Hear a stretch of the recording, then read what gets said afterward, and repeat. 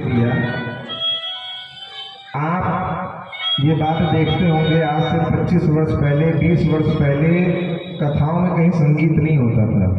गांव देहात में भी जब कथा होती थी तो खाली कथा करने वाले व्यास जी होते थे और सुनने वाले लोग होते थे, संगीत नहीं होता था। कथाओं में संगीत इसीलिए आया कि जब जब व्यक्ति को पाप पड़े और वो कथा में सोने लग जाए तो कथा के साथ साथ भजन रूपी, संगीत रूपी जल का छिट्टा उठा करके श्रोता के मुंह पर मारो तो तुरंत जग जाएगा। इसलिए कथाओं में संगीत की व्यवस्था कर दी गई। पहले किसी भी कथा में गाना भजन नहीं होता। समझ में आया? वृंदावन बिहारी की, सियावर रामचंद्र भगवान की, जय जय सीताराम। अब महर्षि विश्रवा ने प्रकट किया है रावण को। जैसे ही रावण का जन्म होता है राक्षसी कन्या केकसी के गर्भ से, तो यहाँ पर एक बात देखिए, रावण जिसका, ध्यान से सुनिएगा, अब आपके बच्चों के ऊपर ये कथा आती है। जिस कुल में रावण का जन्म हुआ है वो कोई सामान्य कुल नहीं है। महर्षि पुलस्त जैसे जिस कुल में महासंत उत्पन्न हो, उसी कुल में रावण राक्षस कैसे पैदा हो सकता है? रावण की जो राक्षसी प्रवृत्ति है ना, वो उसकी माँ के कारण।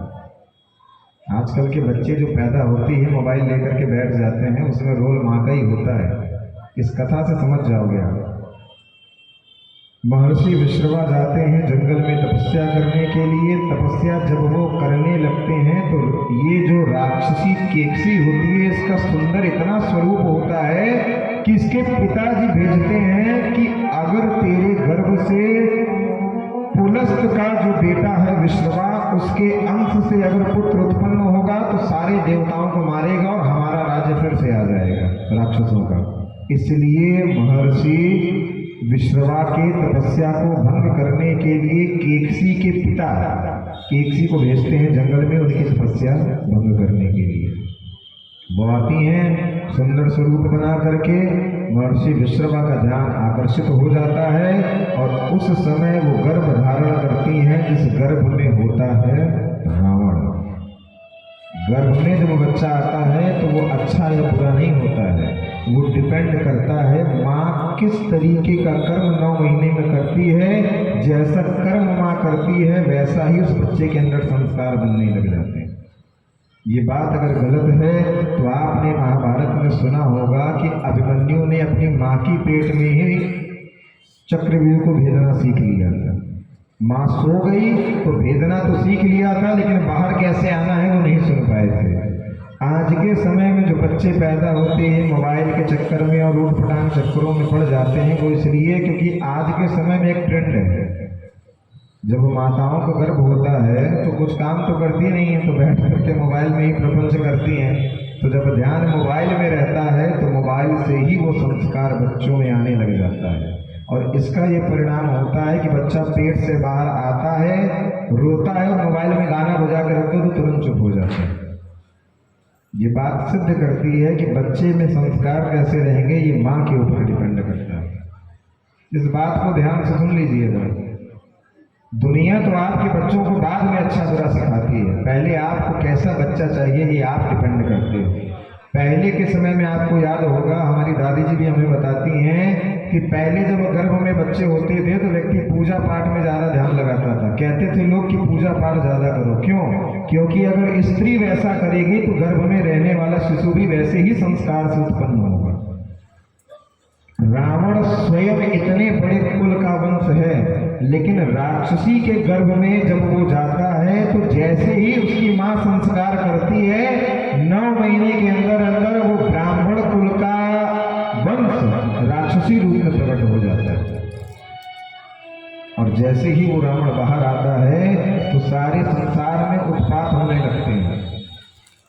रामचरित्र में लिखा है कि चारों तरफ आग के गोले गिरने लगते हैं, पशु पक्षी अपने आप मूर्छित होकर के गिर जाते हैं, नदियों का पानी काला पड़ जाता है, हवाओं में अपने आप जहर फैल जाता है। रावण के जन्म मात्र से, अभी रावण ने शक्तियां नहीं अर्जित की है। क्यों?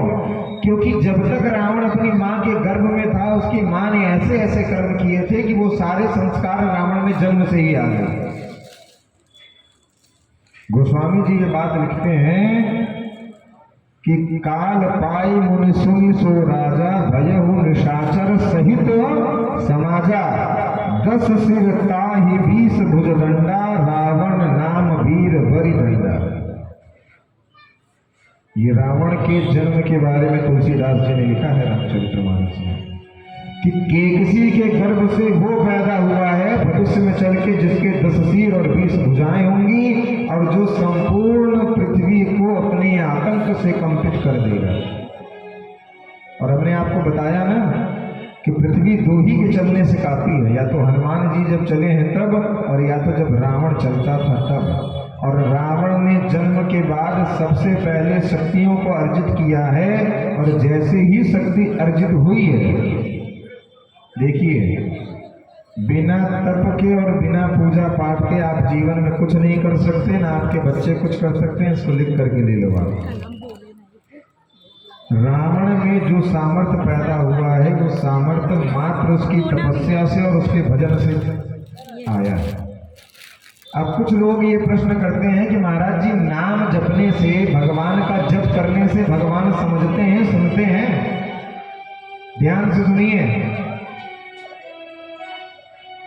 भगवान के नाम का जप या भगवान के नाम की कथा भगवान को कैसे जगाती है, इस बात को ध्यान से सुनिए। तो ये हम नहीं बोल रहे हैं, ये भागवत और रामायण बोल रही है कि जब व्यक्ति भगवान की कथा सुनता है या भगवान का जप करता है तो वो नाम जाकर के भगवान को जगाता है। जब आपके बच्चे सोते हैं या आपके पति सोते हैं तो आप उनको नाम से जगाती है ना, उठ जाओ, बच्चों को नाम से जगाती है ना माँ, जो भी नाम हो। आप शब्द का उच्चारण करती हैं, उस शब्द में इतना सामर्थ्य है कि सोते हुए व्यक्ति को वो जगा करके बैठा देता है। उसी प्रकार जब भगवान का कोई भक्त भगवान के नाम का बार बार जप करता है, बार बार उच्चारण करता है, तो वो शब्द जाकर के भगवान को जगाता है। और जैसे ही भगवान जगते हैं तो जहां से उनका नाम उच्चारण होता है, भगवान की दृष्टि उस भक्त पर पड़ जाती है, और दृष्टि पड़ते ही जीव का कल्याण हो जाता है। ये बात रामायण और भागवत कह रही है। आपको अपने आप रोना आने लगता है किसी भी बहाने से, चाहे परिवार के दुख से, चाहे भगवान के भाव से। इस बात को ध्यान से सुनिएगा। मेरा मन निर्मल है कि नहीं, मेरे मन में कितना पाप है कि नहीं, अगर इसका परीक्षण सच में करना है तो जिस दिन भगवान की कथा सुन के या भगवान के सामने जाकर के रोना आने लग जाए, उस दिन समझ जाओ कि मेरा जो मन है वो निर्मल हो चुका है। क्यों? क्योंकि पापी व्यक्ति कभी रोता नहीं है किसी के सामने, और भगवान के सामने तो एकदम नहीं रोता है। रावण कभी रोया था क्या राम के सामने? विभीषण रोए थे ना जब रावण ने निकाला था। जब विभीषण रोए, परिणाम क्या हुआ कि रावण के सौतेले भाई हैं विभीषण जी, सगे नहीं है। इस बात को जान लीजिए कि रावण के सौतेले भाई हैं विभीषण जी। फिर भी जब वो विभीषण राम के सामने आकर के रोए हैं, तो भगवान ने उस रोने का परिणाम क्या दिया है कि संपूर्ण लंका का राज्य विभीषण के उठा करके झोली में डाल दिया। और ऐसा वैसा राज्य नहीं, भगवान ये कहते हैं कि जिस साम्राज्य को 10 सर काटने के बाद भगवान शंकर ने रावण को दिया था, वो साम्राज्य भगवान ने विभीषण को खाली रोने मात्र से दे दिया। इतना दया है भगवान के अंदर। रावण तो सर काटता गया तब जाकर के ऐश्वर्य मिला, विभीषण जी ने सर नहीं काटा था, एक ही सर था, वो कटता तो समाप्त हो जाता। क्यों? हर घर में विभीषण होना भी बहुत बड़ी बात है। आज कहते हैं ना, आज कलयुग की एक कहावत है, घर का भेदी लंका ढाएगा। वो घर का भेदी कैसा है, पहले इस पर तो ध्यान दो।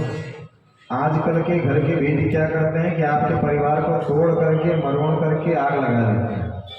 परंतु विभीषण जैसा अगर भेदी हो तो उस भेद खोलने में भी इतना सामर्थ्य होता है कि भगवान स्वयं मारने के लिए भक्त को उसके द्वार पर खड़े हो जाते हैं। ये विभीषण के ही कारण होता है। आज के समय में क्या हो रहा है, घर के लोग जाकर के बाहर अपने ही घर को तोड़वाने में लगे हैं कि कैसे एक दूसरे को, भाई भाई को कैसे नीचा दिखाए। जो औरंगजेब आया था, जिसने भारतवर्ष में सबसे ज्यादा मंदिरों को तोड़ा है, ध्यान से सुनिए, राम कथा क्या सिखाती है ये आप अभी तत्काल समझ जाओ।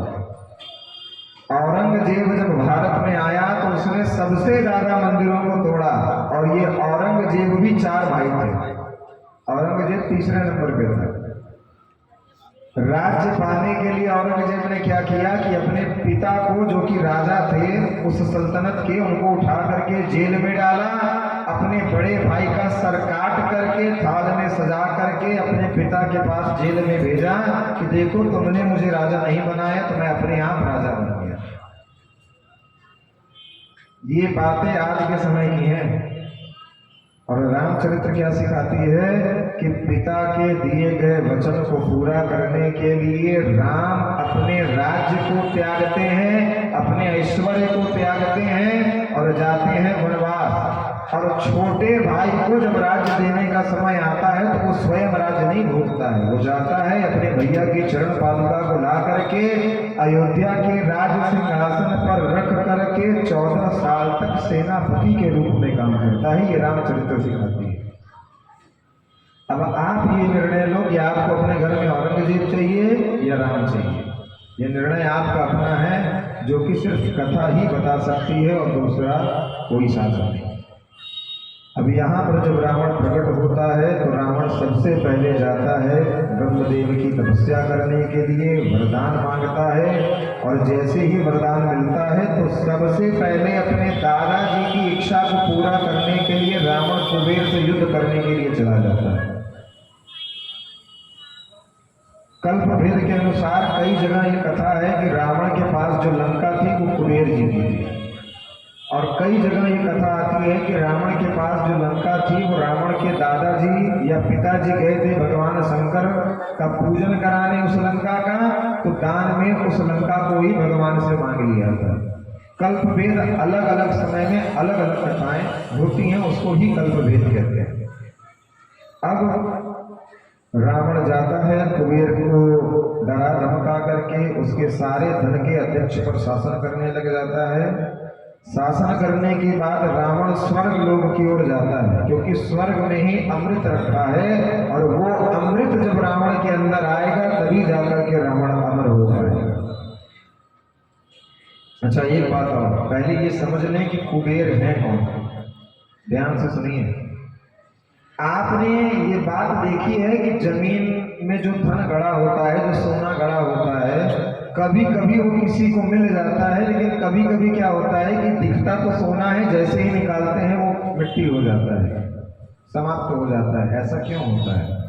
वास्तविकता में वो सोना ही होता है, लेकिन कुबेर ने एक नियम बनाया है कि 100 साल से ज्यादा जो धन धरती के नीचे गड़ा रह जाएगा, 100 साल के बाद उस धन पे कुबेर का अधिकार हो जाएगा। मनुष्य अगर कोई धन गाड़ दे जमीन में और 100 साल के पहले कोई पा जाए तो जैसा गाड़ा था वैसा मिल जाएगा, लेकिन अगर 100 साल हो गए तो जमीन में गड़ा जो धन है वो धन हो जाता है कुबेर के अंडर में, और उस धन की रक्षा करते हैं यक्ष। कुबेर यक्षों को आदेश देते हैं कि जहां जहां धन गड़ा है जाकर के उसका निरीक्षण करो। 100 वर्ष अगर हो गए हैं तो उसको अपने अंडर में रख लो, और 100 वर्ष नहीं हुए हैं तो उसको जहां जैसे है वैसे पड़ा रहने दो। उन यक्षों का ये प्रभाव होता है कि जब वैसे तो वो धन किसी को मिलता नहीं है, खसक जाता है, लेकिन अगर वो धन कुबेर के अंडर में आ गया और फिर भी व्यक्ति को दर्शन हो जाता है, तो जैसे ही व्यक्ति उसको पाता है वो तुरंत मिट्टी में बदल जाता है। ये कुबेर का शासन है। संसार में जितने भी धन है जमीन के अंदर, किसको कब देना है, किसको मिलना है, किसको नहीं मिलना, ये कंट्रोलिंग करते हैं कुबेर। समुद्र के नीचे अभी परसों एक नासा ने एक इतिहास रचा है, उसने ये पता लगाया है कि समुद्र के नीचे इतना सोना है कि वो सोना निकाल करके अगर सारे ब्रह्मांड में बांटा जाए, सारे पृथ्वी की जो आबादी है वो 7 अरब है। जो इतने देश आपको दिख रहे हैं उसमें रहने वाले लोगों की आबादी 7 अरब है, और समुद्र के नीचे अभी इतना सोना है कि अगर उस सोने को निकाल करके बांटा जाए तो प्रत्येक एक व्यक्ति के हिस्से में 1-1 किलो सोना है। इतना सोना है समुद्र में, और वो समुद्र किसका है? भगवान का ही तो है ना। तो जो भगवान इतना धन स्वयं के पास रखते हैं, अगर आप पर वो प्रसन्न हो जाए तो वो धन किसी न किसी बहाने से आपको मिलेगा कि नहीं मिलेगा? तब काहे रोते हो कि भगवान हमें कुछ दिया नहीं है तुमने? कभी प्रसन्न तो कर लो। और ये कभी मत सोचना कि हम भगवान को दे रहे हैं, ये लड्डू ला करके चढ़ाया है तो हमने दिया है, आपने नहीं दिया है, उसने आपको देने लायक बनाया है, इसलिए आप दे रहे हैं। समझ में आया? अब रावण अपने आतंक से पृथ्वी को इतना त्रस्त कर देता है, इतना त्रस्त कर देता है कि पृथ्वी गाय का रूप बना करके भगवान के पास जाती है। जो कहते हैं ना कि गाय सनातन धर्म की माता है। आजकल लोग कमेंट करते हैं ना कि अगर हिंदुओं की माता गाय है तो पिता बैल होंगे। मूर्खों को यही नहीं पता कि गाय को माता कहा क्यों जाता है। ध्यान से सुनिए, भागवत में भी आपने श्रवण किया है कि जब कलयुग का प्रारंभ होता है तो गाय के ही रूप में पृथ्वी रोती रहती है बैल के पास खड़ी होकर के। जब जब धरती पे पाप होता है तो धरती किसी जानवर का वेश नहीं बनाती, मात्र गौ का ही वेश बना करके भगवान के पास जाती है। क्यों? क्योंकि अपने बच्चों की रक्षा कैसे करनी है ये माँ को पता है, और गाय में सबसे ज्यादा महत्व देखा जाता है, सबसे ज्यादा सीधापन गाय में होता है। और देसी गाय को माँ इसलिए भी कहा जाता है कि आपको ये पता होगा कि जिस माँ को बच्चा उत्पन्न हो और उस माँ के स्तन में दूध ना आए तो देसी गाय के अगर दूध को बच्चे को पिलाया जाए तो वो बच्चा जिंदा बच जाता है, और किसी जानवर के दूध को पिला करके कोई जिंदा नहीं रख सकता। वो गाय, पृथ्वी गाय का रूप धारण करती है, सबसे पहले स्वर्ग में जाती है और इंद्र से प्रार्थना करती है कि इंद्रदेव, मेरे ऊपर रावण ने इतना आतंक मचा दिया है कि अब उसका भार मुझसे सहा नहीं जाता। स्वर्ग से लेकर के इंद्रदेव जाते हैं ब्रह्मा के पास कि मैं कुछ नहीं कर सकता, जिसने इस सृष्टि को बनाया है वो ब्रह्मदेव तुम्हारी समस्या का समाधान कर सकते हैं। वो गाय डरते हुए जाती है ब्रह्मदेव के पास। ब्रह्मदेव भी मना कर देते हैं कि रावण के सामर्थ्य के आगे मैं भी कुछ नहीं कर सकता। लेकिन हाँ, रावण के जो गुरु हैं, रावण जिनका भक्त है, उन गुरु के पास अगर हम चले, उन भगवान शंकर के पास, तो वो जरूर कुछ न कुछ कर सकते हैं। ब्रह्मदेव गौ माता को आगे करके, जो कि पृथ्वी है, भगवान शंकर के पास जाते हैं। भगवान शंकर भी पृथ्वी की उस दशा को देख करके रो देते हैं, इतना ज्यादा आतंक रहता है। आप कहते हो ना, चार बात किसी की सुन करके आपसे बर्दाश्त नहीं होता है, परंतु धरती को देखो, बिना किसी कारण के लोग थूकते हैं, खोदते हैं, कौन सा कर्म है जो धरती पे नहीं करते, लेकिन धरती सहन कर रही है कि नहीं कर रही है। परंतु जब जब पाप बढ़ता है, जब जब धरती के कंट्रोल से, उसकी सहन शक्ति से पाप ज्यादा होता है, तब तब भगवान आते हैं। लोग कहते हैं ना कि आज के समय में इतना पाप हो रहा है, भगवान को नहीं दिख रहा है। ये कुछ पाप नहीं हो रहा भैया। अगर आपने भागवत की कथा ध्यान से सुनी हो तो भागवत में ऐसा वर्णन है कलयुग का कि अगर हम बता दें तो अभी कांप जाओ आप। जितना पाप आप देख रहे हो कि दुनिया में इतने पाप हो रहे हैं, कुछ भी नहीं है, ये तो कलयुग भी आए ही नहीं है। भागवत जी में वर्णन है कि कलयुग का जब समय विशेष रूप से प्रारंभ होगा तो उस समय 9 वर्ष की कन्या दादी बन जाया करेगी और 20 वर्ष व्यक्ति की आयु रहेगी। 20 साल का होते होते वो मर जाएगा। ये भागवत जी में लिखा हुआ है। और आज जैसे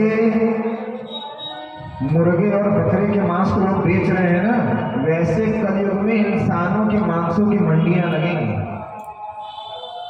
ये हम नहीं कह रहे, भागवत जी में 12वें स्कंद में वर्णन है, जाकर के देख लेना। और वैसे अगर एक बात देखी जाए तो इंसान का मांस तो आज भी खा ही रहा है व्यक्ति। कैसे? गंगा जी में जो मछली है, वो मछली प्रकृति ने क्यों बनाई है? क्योंकि मछली गंगा जी में उन्हीं चीजों को खाती है जो गंगा जी को अशुद्ध करती हैं, बेकार करती हैं। जैसे कुछ लोग उठा करके मांस को गाय गंगा जी में फेंक देते हैं, डेड बॉडी को फेंक देते हैं, तो मछली जाकर के इंसानों के मांस को खाती है। और ये बात हम नहीं, साइंस भी प्रूफ करता है कि मांस कभी भी पचता नहीं है। मांस खाने वाले के शरीर में मांस बढ़ता है, वो मांस पचता नहीं है। तो जब मनुष्य उस मछली को मार्केट से ला करके पका करके खाता है, तो जो मांस उसके शरीर में रहता है वो मछली का नहीं रहता, वो मनुष्यों का ही रहता है। तो ये तो अभी ही देख रहे हो आप लोग एक दूसरे को खा रहे हैं, लेकिन स्पष्ट रूप से ये देखने को मिलेगा, भागवत जी का ये वर्णन है कि कलयुग जब विशेष हो जाएगा तो मनुष्यों के मांसों की भी मंडियां लगाई जाएंगी। चाइना वगैरह में आज सभी खा जा रहे हैं जो मिल रहा है, जिंदा सांप, जिंदा मछली, जो भी मिल रहा है। कलयुग अभी प्रारंभ नहीं हुआ है। और भगवान ने ये कथा रामचरितमानस में भगवान ने ये बोला है कि जब कलयुग को लगे 10,000 साल हो जाएंगे तो गंगा जी धरती को छोड़ करके गायब हो जाएंगे। जैसे आजकल के समय में बड़ी बड़ी नदियां जो गांव में बहती थी अब सूख गई हैं। 10,000 साल अभी कलयुग को लगे 5,500 साल हुए। भगवान श्री कृष्ण को गए और कलयुग को लगे अभी खाली 5,500 साल हुए हैं, तब ये परिणाम दिख रहा है कि इतना पाप हो रहा है। अभी तो पाप हो ही नहीं रहा। जैसे ही 4,500 साल और बीतेगा और 10,000 साल कलयुग को आए हो जाएगा, सबसे पहले गंगा जी धरती को छोड़ करके चली जाएंगी। 15,000 साल जब हो जाएंगे तो भगवान के जितने तीर्थ हैं वो सब गायब हो जाएंगे। गायब का मतलब आज भी तो वही हो रहा है। केदारनाथ में जाकर के लोग पिकनिक मनाते थे जबकि वो तीर्थ है। परिणाम क्या हुआ कि प्रकृति ने स्वयं से परिवर्तन कर दिया। 15,000 साल जब हो जाएगा कलयुग को लगे तो भगवान ये बात कहते हैं कि शालिग्राम और जितने तीर्थ हैं वो 15,000 साल अपने आप गायब हो जाएंगे। शालिग्राम सत्यनारायण भगवान जो काले से होते हैं वो 15,000 साल बाद अपने आप चले जाएंगे। ऐसे ही जब 25,000 वर्ष के बाद यहाँ पर कोई देवता नहीं रह जाएगा तो चारों तरफ पाप ही पाप होगा। न स्त्री वस्त्र को पहनेगी न पुरुष वस्त्रों को पहनना पसंद करेगी। और ये भी अभी हो ही रहा है। बॉलीवुड में क्या हो रहा है, यही तो हो रहा है ना। ये भागवत जी का वर्णन है। और आप इस बात को मानो या ना मानो, भागवत कितने हजार साल पहले लिखी गई है, लेकिन आज जो कुछ भी हो रहा है वो पहले ही उसमें लिखा जा चुका है। अब गाय जाती है भगवान शंकर और ब्रह्मदेव को आगे करके भगवान नारायण कहते। क्यों? क्योंकि सृष्टि को बैलेंस करने की जो जिम्मेदारी है वो जगदम्बा ने नारायण को दी है। भगवती जगदम्बा ने जब सृष्टि को बनाया, माँ विंध्यवासिनी ने अपनी बिंदी से इस सृष्टि को प्रकट किया। ये पता नहीं होगा आपको। सृष्टि प्रकट की भगवती ने अपनी बिंदी से। माताएं जो बिंदी लगाती है ना, जगदम्बा ने बिंदी निकाल करके फेंका तो सारा ब्रह्मांड बन गया। ये माँ का ऐश्वर्य है। जब भगवती ने सृष्टि बना दी तो सृष्टि बनाने के बाद सृष्टि को चलाने वालों को भी बना दिया। जैसे हम कोई कंपनी बनाते हैं तो उसको चलाने के लिए मैनेजर, इंजीनियर और वर्कर की व्यवस्था करते हैं, तो जगदम्बा ने भी ब्रह्मा विष्णु महेश को बनाया कि सृष्टि में मनुष्यों को ब्रह्मा बनाएंगे, सृष्टि में मनुष्यों को रक्षा करेंगे भगवान विष्णु और इनका संहार करेंगे भगवान शंकर। तो जब सृष्टि के रक्षा का समय आया तो लोग जाते हैं भगवान नारायण के पास और जाकर के भगवान की स्तुति करते हैं, क्योंकि भगवान सो रहे होते हैं। वास्तविकता में ब्रह्मा विष्णु महेश सोते नहीं हैं। वो नेत्र बंद करके भगवती का जो विशेष मंत्र है दुर्गा सप्तशती में ऐं ह्रीं क्लीं चामुंडाय विच्चै, इसी मंत्र का जप ब्रह्मा विष्णु महेश अपनी समाधि में जाकर के करते हैं। ये बात देवी भागवत में स्पष्ट लिखी है। सभी देवी देवता जाते हैं और हाथ जोड़ करके भगवान का आवाहन करते हैं, भगवान को जगाते नहीं। कैसे? जय जय सुरनायक जन सुखदायक प्रणत बाल भगवंता। एक बार हम बोलेंगे, एक बार वो प्रार्थना आपको भी बोलनी है। जय जय सुरनायक जन सुखदायक प्रणत बाल भगवंता। जय जय सुरनायक जन सुखदायक प्रणत बाल भगवंता। गोपी जय काली जय अशुभारी सिंधु पात्रियतनता।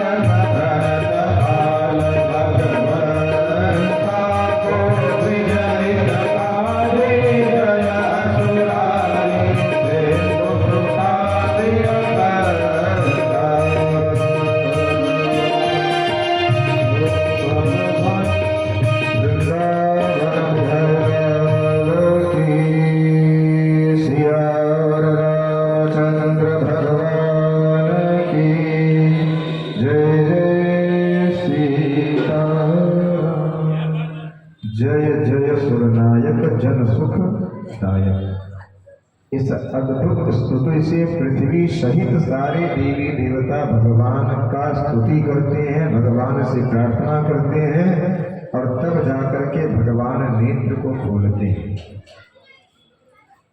अब यहाँ से प्रारंभ होता है राम जन्म का चरित्र। और भगवान जब जब बुलाने पे आए हैं तो माँ के ही बुलाने पे आए हैं। हम कहते हैं ना कि हमारी अभी तक की कथा को सक्सेसफुल माताओं ने ही बनाया है जहां जहां हमने कथा की है। क्यों? क्योंकि जब भगवान स्वयं माँ के बुलाने पर आते हैं तो इससे भगवान स्वयं इस बात को चरितार्थ करते हैं कि पुरुषों की अपेक्षा भगवान माताओं पर ज्यादा करुणावान होते हैं। ये आपको हम इसलिए बता रहे हैं कि माताओं में इतना सामर्थ्य है कि उनके बुलाने पे भगवान को भी आना पड़ता है। और ये बात अगर गलत है तो अभी आप स्तुति गाएंगे ना, ध्यान से सुनिए। अभी जो स्तुति आप गाएंगे भगवान के जन्म के समय में, उसमें क्या लिखा है? भय प्रगट कृपाला दीन दयाला कौशल्या हितकारी। दशरथ हितकारी होना चाहिए ना, कौशल्या हितकारी क्यों लिखा है? अगर भगवान माताओं को छोड़ करके पुरुषों को बुलाने से आते तो भय प्रगट कृपाला दीन दयाला दशरथ हितकारी, लेकिन दशरथ हितकारी नहीं है। क्या है? कौशल्या हितकारी। कौशल्या का हित करने के लिए वो नारायण ही कौशल्या के गर्भ में प्रकट होता है। क्यों? देखिए, ये जो राजा दशरथ हैं और जो भगवती कौशल्या हैं, ये कौन है? पहले सुनिए ध्यान से। पिछले जन्म में एक देश के राजा और रानी थे। ध्यान से सुनिएगा, दशरथ जी का चरित्र सुन लीजिए पहले। जिन दशरथ के घर में भगवान जन्म ले रहे हैं, दशरथ और कौशल्या को प्रकट करना चाह रहे हैं, उनके चरित्र को प्रसन्न करना चाह रहे हैं, वो कैसे हुआ है इसको ध्यान से सुनिए। राजा दशरथ और भगवती कौशल्या पूर्व जन्म में एक देश के राजा और रानी थे। इन्होंने अपने मन में यह संकल्प किया कि हमें भगवान को पुत्र रूप में पाना है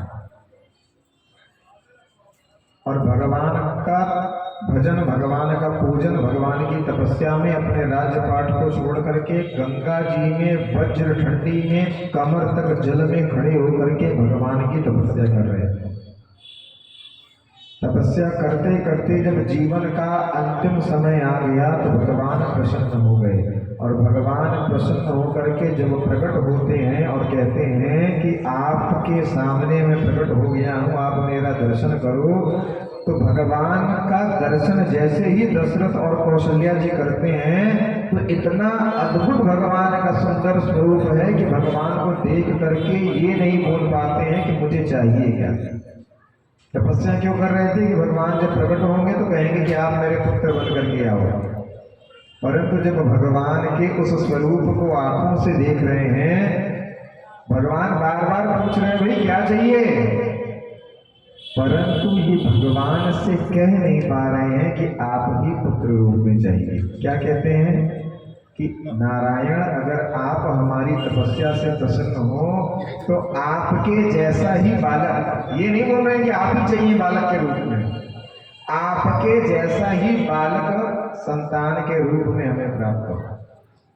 और भगवान, हमने आपको कल बताया ना कि आप अगर अपने धन से लाए गए वस्तु का या अपने धन का 1% यहाँ देते हो भगवान की सेवा में, तो भगवान कभी किसी का उधार नहीं रखते, करोड़ों गुना भगवान देना जानते हैं। कैसे? सुनिए। कल हमने आपको उदाहरण दिया था कि सुदामा के भूजे हुए चावल को खा करके भगवान ने तीनों लोगों की संपत्ति दे दी थी। और यहाँ पर जब भगवान देने पर आते हैं तो वो कहते हैं, भगवान कहते हैं कि मैया मेरे जैसा तो दूसरा कोई है ही नहीं क्योंकि मैं ही हूँ, तो एक काम करो मुझे ही पुत्र रूप में आप अपना लो। भगवान समझ जाते हैं कि इनको क्या चाहिए, बोलने के बावजूद भी भगवान कहते हैं ना कि ठीक है हम दे देंगे, लेकिन भगवान हमेशा अपने भक्त की औकात से ज्यादा भगवान को देना जानते हैं। क्यों? शास्त्र इस बात को स्पष्ट करते हैं, ध्यान से सुनिए, ये आपके परिवार की बात है, सबके लिए है, चाहे कोई पैसे वाला हो चाहे कोई गरीब हो। शास्त्र इस बात को कहते हैं कि व्यक्ति के जीवन में जो दुख है वो दुख उसके कमाए गए धन के कारण है, क्योंकि व्यक्ति जब जब धन कमाता है तो बिना पाप के धन को कमा ही नहीं पाता है, और जब उस धन से व्यक्ति देने में गलत बात नहीं है, लेकिन आपने अगर पैसा हाथ में दिया और उस व्यक्ति ने आपके द्वारा दिए गए पैसों से नशीला पदार्थ खरीद करके अगर उसका सेवन कर लिया तो दान से ज़्यादा पाप फिर आपको लग जाएगा। क्यों? क्योंकि आपने उसके नशा करने की जो रास्ते हैं उसको आसान कर दिया पैसा दे करके। इसीलिए जिसको जिस चीज़ की आवश्यकता हो, दवाई चाहिए आप दवाई दो, भूखा है तो भोजन करा दो, लेकिन धन उसी को दो जिसके बारे में कि जब जीव अपने कमाई का 10वां हिस्सा भगवान को देता है तो फिर भगवान भी किसी का कर्ज नहीं रखते, और भगवान भी अपनी कमाई का 10वां हिस्सा कितना होगा सोच करके देख लेना। अब जब राजा दशरथ और भगवती पर भगवान प्रसन्न होते हैं तो कहते हैं कि माँ आप हमें ही पुत्र रूप में स्वीकारें। अगले जन्म में राजा दशरथ और भगवती कौशल्या के रूप में प्रकट होते हैं और करके अपने दिए गए उस वरदान को कौशल्या भगवान राम के जन्म के आगे कृष्ण जन्म क्यों हुआ, इसको ध्यान से सुनिए। राम और कृष्ण अलग नहीं है। भगवान राम का बचपना भगवान ने जिया नहीं, ध्यान से सुनिए। राम कथा में अगर आप राम का जीवन देखोगे तो भगवान राम ने अपना बचपना कभी जिया नहीं है, जन्म लिए हैं नहीं है। किसी दूत को भेज सकते हैं, लेकिन भगवान कभी भी हिंदू धर्म में दूत नहीं भेजे हैं, भगवान स्वयं आए हैं। क्यों? क्योंकि भगवान आदेश देना अपने भक्तों के लिए नहीं जानते हैं। ध्रुव ने जब भगवान का तपस्या किया है, प्रहलाद ने जब भगवान की तपस्या की है, तो भगवान ने किसी को आदेश नहीं दिया है कि हनुमान तुम चले जाओ या गरुड़ तुम चले जाओ। भगवान स्वयं वैकुंठ छोड़ करके आए हैं। क्यों? क्योंकि भगवान अपने भक्त के भाव के आगे अपना सम्मान देखते ही नहीं है भैया।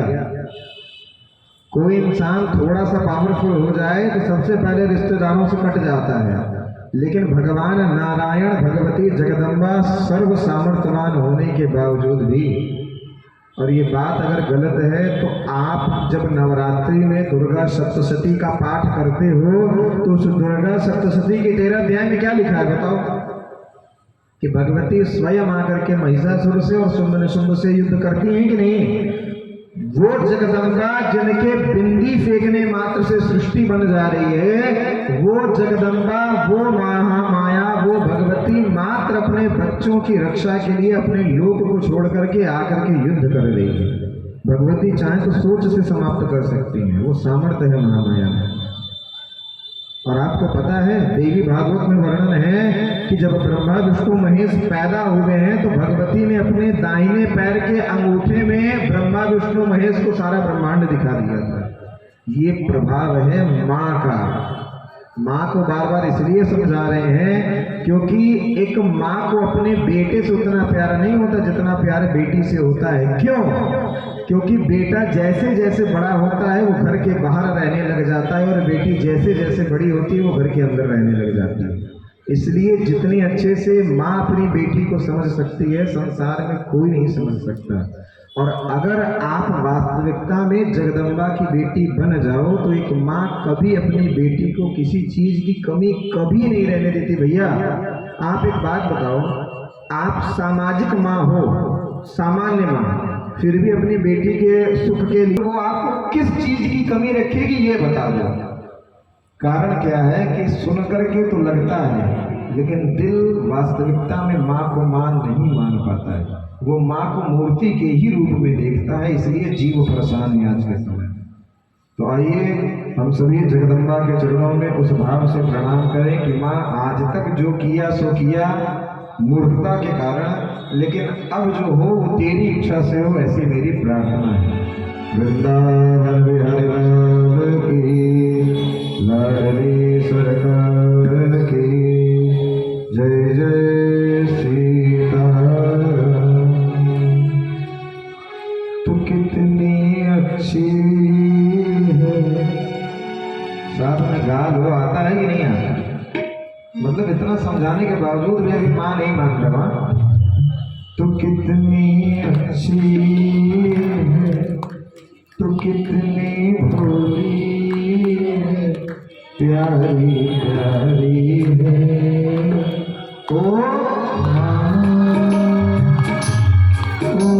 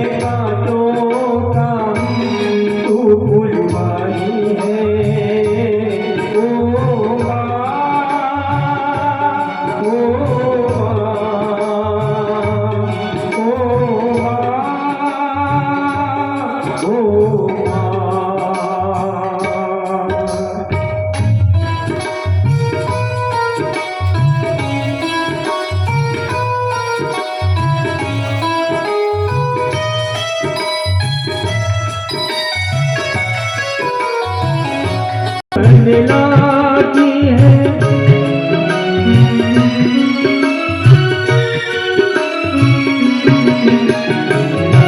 दुखन लागी है माँ तेरी अखियाँ, दुखन लागी है माँ तेरी अखियाँ, मेरे लिए तू जाती है माँ, मेरे लिए तू जाती है माँ, सारी सारी रतिया मेरी निंदिया पे, अपनी निंदिया पे तूने द्वारी ओ माँ।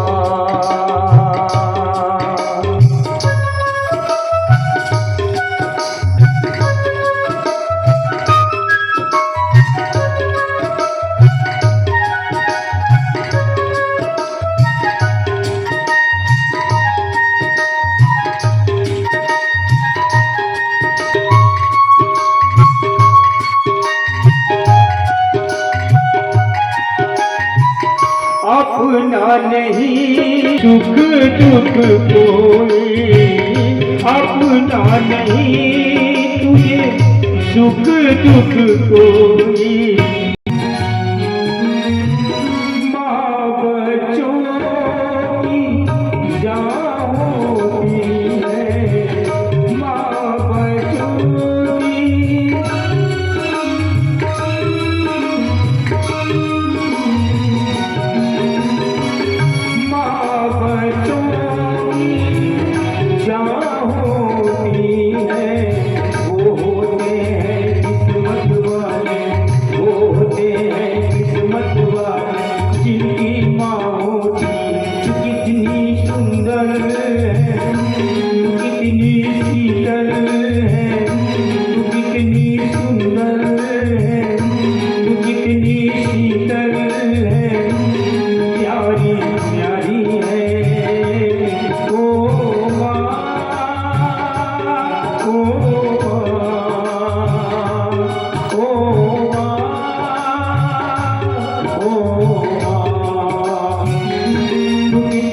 अच्छी है।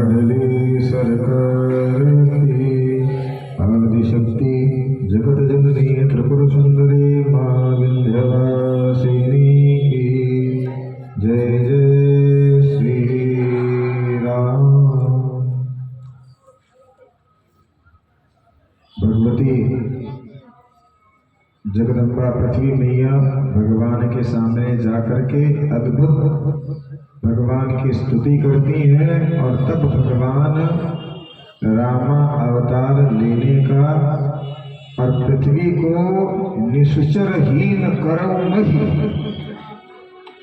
कि जिस निशाचरों ने तुमको इतना कष्ट दिया है उस निशाचरों के वंश को संपूर्ण सृष्टि से मैं समाप्त कर दूंगा, ये मैं वचन देता हूं। देखिए, कुछ लोग ये सोचते हैं कि भगवान की कथा बार बार सुनने से क्या होता है, भगवान की कथा अभी सुने हैं, अब फिर 2 दिन बाद हो रही है तो क्यों सुनने जाएं, या वहां जाकर के बैठ करके क्यों सुना जाए, टीवी में सुन सकते हैं तो सुनिए। एक बार संपूर्ण रामचरित्र जब हो गया था, ध्यान से सुनिए, सारा रामचरित्र जब हो गया था, राम जी सीता जी को लेकर के अयोध्या में आ गए थे, अयोध्या के राजा बन गए थे, तो एक दिन हनुमान जी दरबार में अकेले बैठे थे और राम जी राज्य सिंहासन पर बैठे थे। ध्यान से सुनिएगा कि बार बार कथा क्यों सुननी चाहिए, और कथा सामने से आकर के बैठ करके सुनने से क्या होता है, ये इस कथा से आप समझ जाएंगे। अब भगवान राम करते क्या है कि हनुमान जी को देखते हैं तो हनुमान जी बैठ करके सीताराम सीताराम सीताराम जप करते रहते हैं। तो राम जी करते क्या है कि अपने हाथ में जो वो अंगूठी पहने रहते हैं उंगली में, उस उंगली से अंगूठी को निकालते हैं और खेलने लगते हैं। जैसे कभी कभी हम कुछ सोचते हैं ना अंगूठी नचाते हो, तो नचाते नचाते गलती से वो अंगूठी भगवान के हाथ से गिरती है और गिर करके वो हनुमान जी के सामने रुक जाती है। तो भगवान कहते हैं कि हनुमान वो अंगूठी उठा करके थोड़ा हमें दो भाई। तो जैसे ही हनुमान जी अंगूठी को उठाते हैं, ध्यान से सुनिएगा, जैसे ही हनुमान जी अंगूठी को उठाने के लिए बढ़ते हैं तो अंगूठी ढनक करके और आगे चली जाती है, फिर दौड़ करके जाते हैं तो वो और आगे बढ़ जाती है।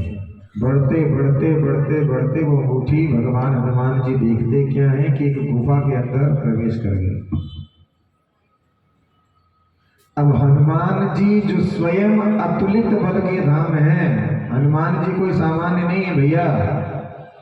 10,000 हाथियों में जितना बल होता है उतना बल होता है एक दिग्गज दिशा के हाथी में, और 10,000 दिग्गजों में जितना बल होता है उतना बल होता है इंद्र के ऐरावत हाथी में, और 10,000 ऐरावत में जितना बल होता है उतना बल होता है एक इंद्र में, और 10,000 इंद्र में जितना बल होता है उतना हनुमान जी की इस छोटी सी उंगली में। इतने ताकतवर हैं हनुमान जी। तुलसीदास जी हाथ जोड़ देते हैं कि महाराज रामचरित्र में सब लिख सकता हूं मैं और सब लिखा है मैंने, लेकिन हनुमान जी के जब बल का वर्णन आता है तो इतने ही बोल करके चुप हो जाते हैं कि अतुलित बल धामम, जिनके बल की तुलना कोई कर ही नहीं सकता वो हनुमान जी ही हैं। और ऐसे हनुमान जी जब उस अंगूठी को लेने के लिए गुफा में प्रवेश करते हैं तो एक बंदर हनुमान जी का हाथ पकड़ के ढकेल देता है। ध्यान से सुनिए, ये वही हनुमान जी हैं जो पूरा संजीवनी बूटी का पर्वत लेकर के आ गए थे। ये वही हनुमान जी हैं जिनके मारने से रावण भी कुछ देर के लिए मूर्छित हो गया था। एक बार हनुमान जी में और रावण में एक एक मुक्के की बाजी लगी थी, आपने सुना होगा, फिर से सुन लीजिए। रावण आकर के कहता है कि हनुमान तुम्हारे अंदर ज्यादा बल है कि मेरे अंदर ज्यादा बल है? हनुमान जी कहते हैं तुम्हारे ही अंदर होगा। तो कहते हैं ऐसे नहीं, चेक करो पहले। तो रावण और हनुमान जी में एक एक मुक्के की बाजी लगती है, ये सत्य कथा है। तो रावण कहता है कि हनुमान जी पहले आप मारो।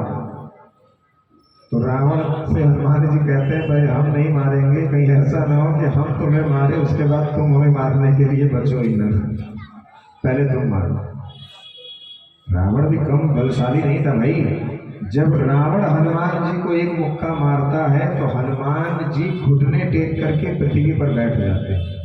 इतना वेग होता है रावण में, बल जो हनुमान जी को भी घुटनों पे बैठा दिया। अब हनुमान जी की जब बारी आती है और हनुमान जी जैसे ही अपना हाथ ऊपर करते हैं तो सारे देवता आगे हाथ जोड़ करके खड़े हो जाते हैं कि महाराज इतना प्रेशर मत लगाओ, कहीं ऐसा ना हो कि रामचरित्र होने से पहले ही समाप्त हो जाए। रावण मरेगा राम के मारने से, और कहीं आपका ये हाथ अगर रावण पे पड़ गया तो राम की जरूरत नहीं, वो वैसे ही मर जाएगा अपने आप। तब हनुमान जी अपने शरीर के आधे बल से आधे बल को करके रावण को मारते हैं, तो वो मूर्छित हो जाता है कुछ देर के लिए। आज उन्हीं हनुमान जी को जब वो गुफा में जाने लगते हैं तो एक बंदर हाथ पकड़ करके ढकेल देता है और कहता है कि कहाँ जाता है अंदर। तो बोले भाई हमारे प्रभु की अमानत अंदर चली गई है, उसे मैं लेना चाहता हूँ। तो बोले ऐसे नहीं, मेरे स्वामी जो गुफा के अंदर बैठे हैं, पहले मैं उनसे पूछ करके आऊंगा, वो अनुमति देंगे तब आप अंदर जाना, वरना जाना नहीं। तो बोले ठीक है जाओ। तो जब वो बंदर अंदर जाता है तो अंदर से बाहर आता है और कहता है कि आपको प्रभु ने अंदर आने की अनुमति दे दी। जैसे ही हनुमान जी उस गुफा में प्रवेश करते हैं तो देखते क्या है कि चारों तरफ राम नाम का कीर्तन हो रहा है। जय सिया राम, जय सिया राम, जय सिया राम, जय जय सिया राम। और उस भजन की ध्वनि कहाँ से आ रही है कि उस गुफा के अंदर पत्थर पर एक बंदर बैठ करके हनुमान जी का भजन कर रहा है, अरे राम जी का भजन कर रहा है।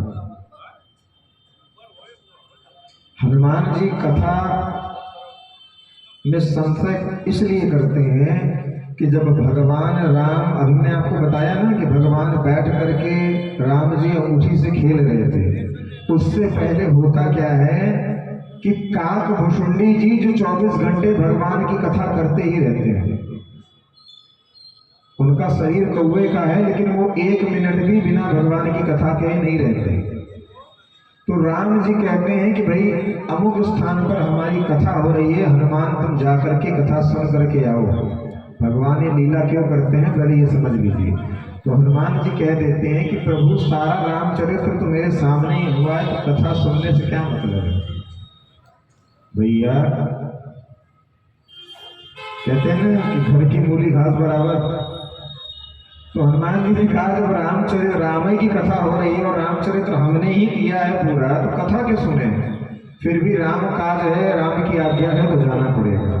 हनुमान जी जब कथा सुनने जाते हैं तो कथा में सुनते क्या है कि कथावाचक श्रोताओं को ये बता रहा होता है कि हनुमान जी को जब लंका जाना था तो हनुमान जी उड़ करके नहीं गए, एक पैर इस तरफ था और दूसरे पैर हनुमान जी ने डायरेक्ट लंका में रख दिया।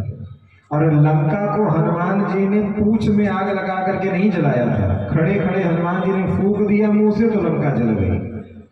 अब जब ये हनुमान जी खुद सुन रहे हैं तो उनको बड़ा कष्ट हुआ कि कैसे कथावाचक है और कैसे श्रोता लोग हैं। इतनी मेहनत करके मैं लंका में गया, मुझे पकड़ करके मेरी पूंछ में आग लगाई गई, मैंने इतनी मेहनत से लंका जलाई और ये कह रहे हैं फूंक करके लंका जला दिया। प्रत्यक्ष कथा है, ये प्रमाण दे सकते हैं आपको। हनुमान जी आ जाते हैं तब राम जी ये चरित्र करते हैं। तो हनुमान जी जब गुफा में प्रवेश करते हैं और देखते क्या है कि एक बंदर पत्थर पर बैठ करके राम नाम का संकीर्तन कर रहा है और वो बंदर देखने में मेरे ही जैसा है। तो जैसे ही हनुमान जी प्रवेश करते हैं तो वो बंदर जो कीर्तन कर रहा था वो हनुमान जी को प्रणाम करता है और कहता है महाराज आप जिस हनुमान की कथा सुन रहे थे वो हनुमान मैं हूँ। मेरा जब रामचरित्र का समय आया था तो मैं ऐसे ही लंका में गया था और फूंक करके मैंने लंका को जला दी थी। वो बंदर मैं हूँ, वो हनुमान मैं हूँ। और इस कल्प के जो हनुमान हैं जो लंका उड़ करके जाते हैं, पूंछ से आग लगाते हैं, वो हनुमान आप हो। इसलिए भगवान की कथा जब भी हो, जितनी बार भी हो, जहां भी हो, सुनना चाहिए। इसलिए क्योंकि पता नहीं किस कथा में भगवान के किस चरित्र का वर्णन आपके सामने आ रहा है। सही वर्णन आना चाहिए। अगर कोई कथावाचक ये कह रहा है कि भगवान कहते हैं कि सोने का मुकुट चढ़ाओ तो तुम भी यहाँ ला करके चढ़ाओ, ऐसा ना करना। अब तो हनुमान जी कहते हैं ठीक है भाई वो अंगूठी तो हमें दे दो। तो हनुमान जी कहते हैं दूसरे बारे कि वो अंगूठी उस सरोवर में गिरी है, आप जा करके उस अंगूठी को निकाल करके ले जाओ। जैसे ही हनुमान जी उस सरोवर में झांकते हैं तो देखते क्या है कि उस सरोवर में पहले से करोड़ों अंगूठियां पड़ी हुई हैं। और जैसे ही हनुमान जी हाथ डालते हैं तो वो एक अंगूठी दो भागों में बढ़ती है, एक अंगूठी उसी सरोवर में गिर जाती है और दूसरी अंगूठी हनुमान जी के पास अपने आप आ जाती है। तो हनुमान जी फिर आश्चर्य में पड़ते हैं। तब वो हनुमान जी कहते हैं कि हनुमान, जितनी अंगूठियां इस सरोवर में दिख रही है उतने बार राम का जन्म हो चुका है, और जब जब हनुमान के मन में संशय आता है तब तब बार बार भगवान यही लीला करते हैं। मतलब जितनी अंगूठियां इसमें दिख रही हैं उतने हनुमान हो चुके हैं। जैसे प्रधानमंत्री का जो पद है वो पद अमर है, उस पर बैठने वाला व्यक्ति अमर नहीं है। आम व्यक्ति भी अगर वहां बैठ जाएगा तो वो प्रधानमंत्री ही कहलाएगा। इसका ये मतलब नहीं कि व्यक्ति अमर है, उसका पद अमर है। वैसे ही हनुमान जी का जो पद है वो पद अमर है, हनुमान जी अमर नहीं है। परंतु भगवान नारायण, भगवान राम हर कलयुग में, हर सतयुग में और हर त्रेता युग में भगवान का जन्म होता है। इसी जन्म को कहते हैं कल्प। इस बार जो इस कल्प में हनुमान जी और राम जी पैदा हुए हैं वो यही तुलसीदास जी लिखते हैं। और आपको ये जान करके आश्चर्य होगा कि 100 करोड़ रामायण लिखी गई हैं। इसमें वर्णन है तुलसीदास जी के में कि आप जो रामायण सुन रहे हो वो एक रामायण है, लेकिन 100 करोड़ रामायण पहले से लिख करके रखी गई है। सूर्य भगवान ने जब रामायण को देखा तो उन्होंने अपने हिसाब से रामायण लिखी, काकभूषुंडी जी ने अपने हिसाब से रामायण लिखी। और रामायण को सबसे पहले किसने लिखा था पता है? सनातनी हो ना, हिंदू हो, बताओ सबसे पहले रामायण को किसने लिखा है? सीता जी ने, रावण ने, विभीषण, किसने? वाल्मीकि जी ने। वाह क्या बात है, गणेश जी। अच्छा, सबसे पहला रामचरित्र हनुमान जी ने लिखा था, वो भी किसी कागज पे नहीं, समुद्र के किनारे पत्थर पे। और वो रामचरित्र हनुमान जी ने इतने भाव से लिखा था कि जो व्यक्ति उसको पढ़ ले भगवान विवश हो जाते थे व्यक्ति के सामने आने के लिए। तो सूर्य नारायण ने आदेश दिया कि हनुमान, तुमने जो रामायण लिखी है इसे समुद्र में उठा करके डाल दो। क्यों? क्योंकि अगर ये रामायण मनुष्यों के हाथ में लग गई तो वो हमेशा भगवान को बिना किसी कारण के बुलाते रहेंगे और भगवान की जो प्रभुता है उसका दुरुपयोग करते रहेंगे। कहते हैं ना, बिना मेहनत के अगर कोई चीज मिल जाए तो व्यक्ति उसकी इज्जत नहीं करता। उसका परिणाम यही है। जिस महाभारत के युद्ध को भगवान ने इतने संहार के बाद समाप्त कराया, उस महाभारत के युद्ध को भगवान चाह लेते तो महाभारत का युद्ध होता ही नहीं है। भगवान ने महाभारत का युद्ध इसीलिए कराया है कि जब व्यक्ति परिश्रम करके धर्म को पाएगा तो धर्म अनादि काल तक जिंदा रहेगा। अगर उस समय महाभारत का, भगवान को क्या करना था? चुटकी बजाते सबका मन बदल जाता। बदल सकते थे ना कृष्ण? इतने लोगों के मरने की क्या जरूरत थी? लेकिन भगवान इस बात को जानते हैं कि धर्म अगर मनुष्यों को ऐसे ही मिल गया तो कभी उसकी इज्जत नहीं करेंगे। और आज यही स्थिति फिर से पैदा हो रही है। बाकियों का तो नहीं पता, लेकिन हिंदू प्राय अपने धर्म में ज्यादा रुचि नहीं रख रहे हैं इसी कारण से। क्यों? क्योंकि देवता तरसते हैं श्रीमद् भागवत की कथा के अनुसार कि मुझे एक बार भारत में मनुष्य का जन्म मिल जाए जिससे हम कथा को सुन सके। परंतु जिसको मनुष्य का जन्म मिला उसको कथा में इंटरेस्ट नहीं है, उसको खाली पैसे में इंटरेस्ट है कि हमें कमाना है किसी भी तरीके से। पैसा जरूरी है लेकिन पैसा जिंदगी में सब कुछ नहीं है। और अगर पैसा ही सब कुछ होता तो व्यक्ति कभी बीमार पड़ के तड़प तड़प के मरता नहीं। इस बात को हमेशा ध्यान रखना। लोग कहते हैं कि हमारी शादी नहीं हुई है इसलिए हम दुखी हैं। शादी हो गई तो शादी के बाद दुख नहीं होना चाहिए ना। फिर दुख होता है किस लिए? कि बच्चा नहीं है। अगर बच्चा होने से दुख समाप्त हो जाए तो बच्चा होने के बाद किसी को नहीं रोना चाहिए, लेकिन लोग रोते हैं ना। अगर वास्तविकता में देखा जाए तो न बच्चा सुख देता है, न धन न परिवार, सुख एक ही देता है, भगवान का भजन। और ये बात फिर हम आपको याद दिला रहे हैं तुलसीदास जी की इसी रामचरित्र में। भगवान शंकर जो इतने सामर्थ्यवान हैं कि सोने की लंका को बना करके दान देना जानते हैं। भगवान विष्णु के भक्त आपको गरीब दिखेंगे, लेकिन भगवान शंकर के जितने भक्त हैं वो कभी गरीब नहीं होते हैं। क्यों? क्योंकि भगवान शंकर देने से पहले सोचते नहीं है कि ये देने लायक है कि नहीं है। रावण को जब भगवान ने वरदान दिया तो सोचे नहीं थे कि इतना उत्पात करेगा ये। क्यों? उन्हीं शंकर ने तुलसीदास के इस रामचरित्र में बोला है कि उमा कहूं मैं अनुभव अपना सत हरि भजन। ये नहीं बोला है कि धन हरि भजन, सत हरि भजन। भगवान शंकर चाहते हैं भाई आज देव हैं, महादेव हैं, उनको तो सब पता है, तो धन लिख सकते थे ना कि पैसा पाने से व्यक्ति सुखी हो जाएगा, तो सत धन, लेकिन सत धन नहीं है, सत हरि भजन। और आपको पता है कि व्यक्ति के मरने के बाद उसके ऊपर पैसे और मखाने क्यों फेंके जाते हैं? ध्यान से सुन लीजिए। आज कोई कितना भी अरबपति हो, जब वो मर के उसकी लाश जाती है और मखाने और पैसे फेंके जाते हैं, क्यों फेंके जाते हैं? इसीलिए फेंके जाते हैं कि पूरा जीवन तूने खाने के चक्कर में और कमाने के चक्कर में निकाल दिया। अब वास्तविकता में तेरे में सामर्थ्य हो तो हम खुद फेंक रहे हैं, उठा करके दिखा लें। इसलिए मुर्दे के ऊपर पैसा और मखाना फेंका जाता है। कई कई जगह लावा फेंकते हैं, अलग अलग प्रचलन है। उसका तात्पर्य यही होता है कि व्यक्ति पूरा जीवन और फेंकते हैं और क्या बोलते हैं? राम नाम सत्य है। ऐसे एक बार हम कहीं कथा सुना रहे थे तो वो बोले, गुरुजी हमारे घर में आज हमने राम नाम सत्य बोल दिया तो पत्नी से लड़ाई हो गई कि ये तुम क्या बोल रहे हो। वो अशुद्ध उच्चारण नहीं है, वो उच्चारण उस समय इसलिए होता है कि तुझे पैसा चाहिए था ना, ले रख ले पैसा, उठा ले। खाना चाहिए था ना, जिंदगी भर व्यक्ति खाने के पीछे, आज आलू का पराठा खाना है, कल गोभी का खाना है, परसों सैंडविच खानी है, फिर चाउमीन खाना है। खाने के चक्कर में पूजा से पाठ से कोई मतलब, बस खाना खाना खाना, कमाना कमाना कमाना। तो अब अगर वास्तविकता में दम है तो रख भी ले और खा भी ले, लेकिन उसको जब वो नहीं स्पष्ट करता, इसलिए बार बार ये बोला जाता है कि सच क्या है? राम नाम ही सत्य है। समझ में आ गया? नहीं समझ में आया? वैसे समझ में तो आ रहा है आप लोगों को। आज माल बहुत ज्यादा हराया है, खर्चा किया आप लोगों ने।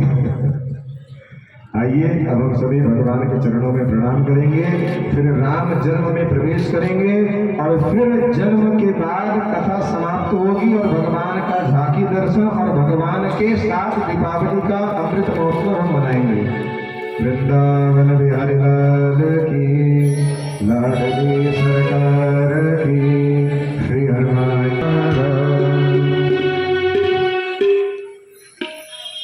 आइए, बहुत सुंदर वाणी गुरु जी का। आइए उनके चरणों में क्या भजन रखते हैं।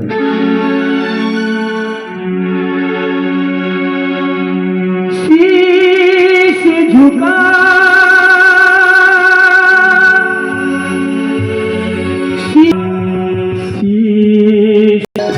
गुरु चरणों में शीश झुका,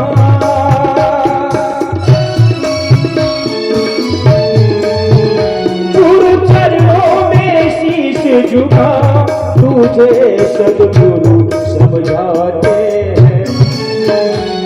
जमीन सिमर आया तुझे सद्गुरु समझाते हैं। प्रभु नाम सिमर आया तुझे सद्गुरु समझाते हैं। झूठी ये माया, झूठी ये काया, झूठा जगत है सारा। रिश्ते तुम्हारे मतलब के सारे, झूठा ये मोहजाल सारा। झूठी ये माया, झूठी ये काया, झूठा जगत है ये सारा। रिश्ते तुम्हारे मतलब के सारे, झूठा ये मोहजाल सारा। ये महल तो महल ही, अरे तेरा दिल भरमाते। प्रभु चरणों में शीश झुका, प्रभु चरणों में शीश झुका तुझे। प्रभु नाम सिमरता जा तुझे सद्गुरु समझाते हैं।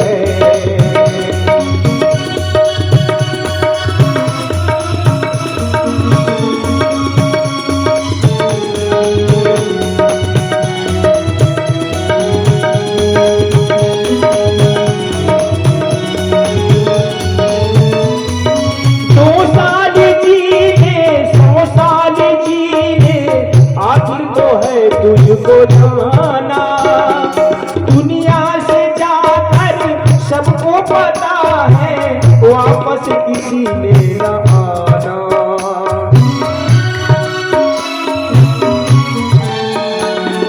सौ साल जीने, 100 साल जीने, आखिर तो है तुझको जाना, दुनिया से जाकर सबको पता है वापस किसी ने न आना। कर काम भलाई के, कर काम भलाई के, जो अमर तेरा नाम बनाते, गुरु चरणों में शीश झुका, गुरु चरणों में शीश झुका, तुझे गुरुदेव समझाते, प्रभु नाम सिमरता जा, तुझे सद्गुरु समझाते।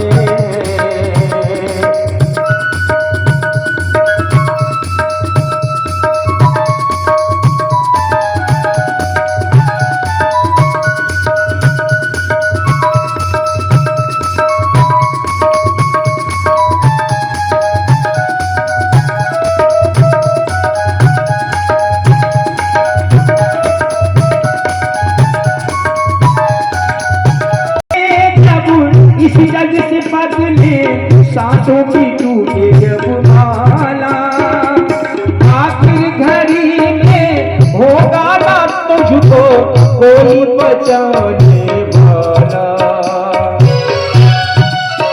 तुझको बचाने वाला। सब सांस दे जाते हैं, गुरु चरणों में शीश झुका, गुरु चरणों में शीश झुका, तुझे सद्गुरु समझाते हैं, समझाते हैं। लाडली सरकार की, श्रियावर रामचंद्र भगवान की, हनुमान जी महाराज की जय जय सीताराम।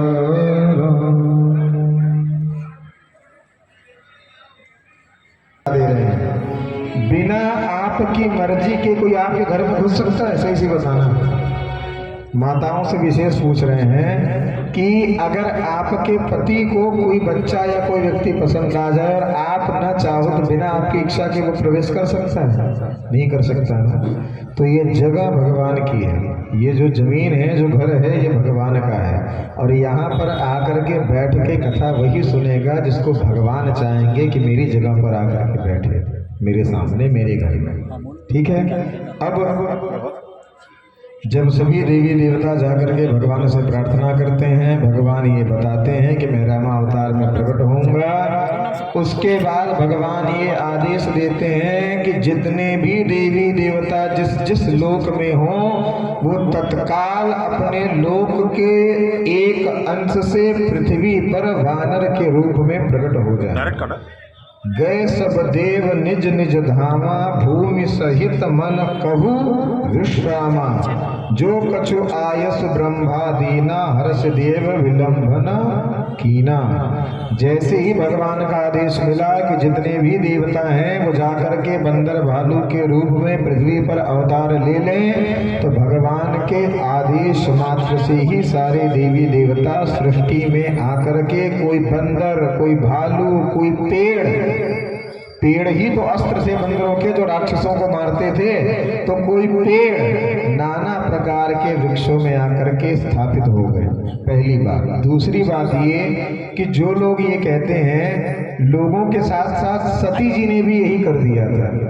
जब भगवान सीता को ढूंढते हुए वृक्षों से लिपट करके रो रहे थे, तो सती जी ने कहा ना कि मेरे पति जो देवाधिदेव हैं, देवों के भी देव हैं, वो एक ऐसे मनुष्य को प्रणाम कर रहे हैं जो पेड़ों से अपनी पत्नी का पता पूछ रहा है।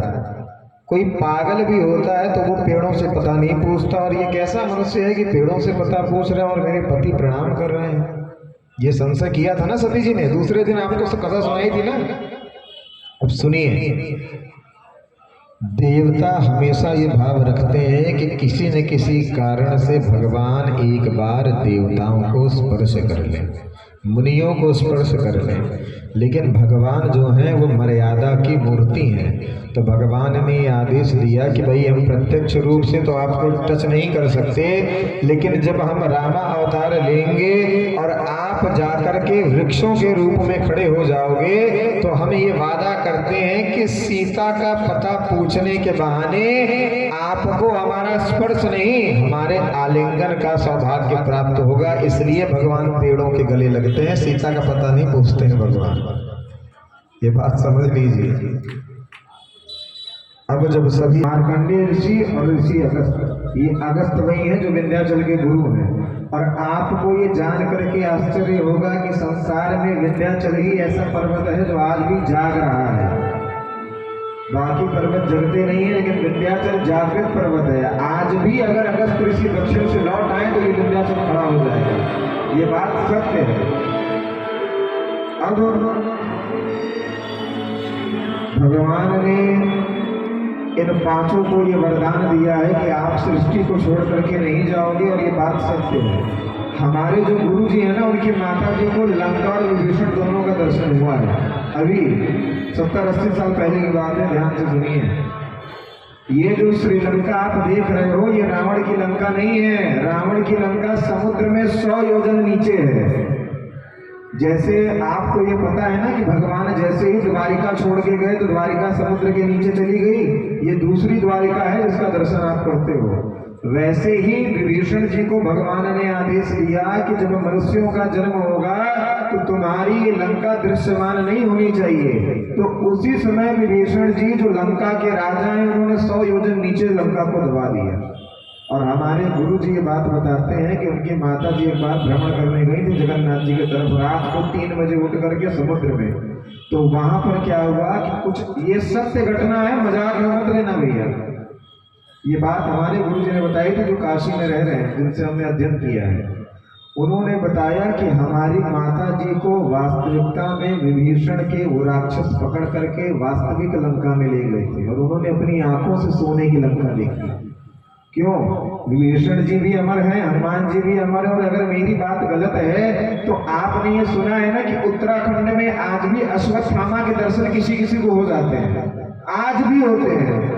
हमने भी सुना है कि एक 10 फुट का व्यक्ति घी मांगता है गांव में लोगों से, क्योंकि यहाँ पर जो अश्वत्थामा की मणि भगवान ने निकाल ली थी तो आज भी वहां से खून बहता है। तो अश्वत्थामा घी मांगते हैं, आज भी उत्तराखंड में दर्शन होते हैं अश्वत्थामा के। और दर्शन ही नहीं, उत्तराखंड में जब भी कोई आपदा आने वाली होती है तो अश्वत्थामा किसी न किसी सर पे आकर के व्यक्ति के वो बुलवाते हैं कि ये समस्या होने वाली, इसको ठीक कर। आज भी अश्वत्थामा है, आज भी विभीषण है, और आज भी हनुमान जी हैं। मार्कंडेय जी और अगस्त जी तो हैं। विंध्याचल की कहानी में आपने सुना था ना कि अगस्त ऋषि को भेजा गया था कि विंध्याचल आपका चेला है, और विंध्याचल जैसे ही अगस्त ऋषि को देख करके लेटता है तो वो कहते हैं कि तुम ऐसे ही लेटे रहो जब तक मैं लौट करके ना आऊं। आज तक वो अगस्त ऋषि दक्षिण दिशा से लौट करके नहीं आए हैं, जो कि जागृत हैं। और जिस दिन वो आ जाए उसी दिन ये विंध्याचल खड़ा हुआ है। यह अकेला ऐसा पर्वत है जो 3 राज्यों को जोड़ करके बैठा है, और ये इसी स्थिति में पड़ा रहे, इसलिए जगदम्बा भगवती मां विंध्यवासिनी ने विंध्याचल के ऊपर अपने आसन को लगाया हुआ है। ये भी समझ लो। अब सभी देवी देवता जाकर के विविध प्रकार के उत्सव भगवान के सामने मनाने लगते हैं, और उसी समय भगवान के जन्म का विशेष समय आता है। जैसे ही वो समय आता है, सभी देवी देवता जोर जोर से भगवान की कीर्तन करने लगते हैं, ताली बजाने लगते हैं, और सारा अयोध्या का दशरथ महल जगमग ज्योति की तरह अपने आप चमकने लग जाता है। सामान्य नहीं। जब भगवान देवकी के गर्भ में आते थे, भागवत की कथा, तो उस समय भी जो कारागार अंधेरे में डूबा हुआ था, भगवान के आने से पहले वहां प्रकाश हो गया। और आज दशरथ के उस महल में भी भगवान के आने से पहले सारा का सारा वो महल देदीप्यमान हो गया। पहली बात। दूसरी बात ध्यान से सुनिए, राम की कहानी राजमहल से शुरू होती है और जंगल में जाकर के खत्म होती है। ध्यान से सुनिए, राम और कृष्ण में क्या अंतर है ना। कुछ लोग कहते हैं ना कि क्यों अवतार लिया भगवान ने, तो सुनिए, राम की कथा महलों से शुरू होती है और जंगल में जाकर के खत्म होती है। और जाति तो छोड़ो, लोग कृष्ण के जो भगत हैं वो राम को नहीं मानते, राम के जो भगत हैं वो कृष्ण को नहीं मानते। वैसे राम के भक्त ज्यादा नहीं, क्योंकि राम सीधे साधे हैं ना, इसलिए। तो जैसे ही अयोध्या नगरी में भगवान के जन्म का समय आता है, भगवती कौशल्या अम्बा के कक्ष में विशेष प्रक्रिया यशोदा के गर्भ में भगवान का जन्म आता है, वैसे ही सारी उस कक्ष में नाना प्रकार की ऐसी प्रकृति, जो प्रकृति बनते समय होती है वैसी ही प्रकृति उस समय अपने आप को प्रकट कर लेती है। और अब जाकर के भगवान गर्भ से बाहर नहीं आते हैं, भगवान खड़े हो जाते हैं। कैसे? कौन से महीने में? चैत्र का महीना होता है।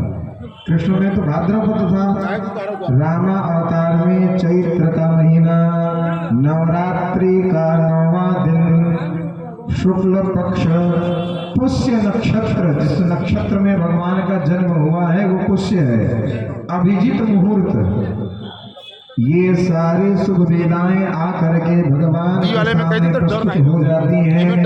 और अब जगदम्बा के इस बात का वर्णन हम भी नहीं कर सकते। भगवान ने वरदान दिया था कि पुत्र रूप में आऊंगा, लेकिन भगवान सबसे पहले चतुर्भुज रूप में आते हैं। रामा अवतार में भी आए हैं और कृष्ण अवतार में भी आए हैं। देवकी जी के सामने आकर के खड़े हो गए हैं कि मैं आ गया हूँ। कौशल्या माता क्या कहती है देख करके, अरे भाई सामान्य बच्चे बन के आओ, भगवान नहीं चाहिए। और सामान्य बच्चों के न 4 हाथ होते हैं, न वो कपड़े पहनते हैं और न वो हंसते हुए आते हैं। सामान्य बच्चे नंगे पोंगे आते हैं रोते हुए।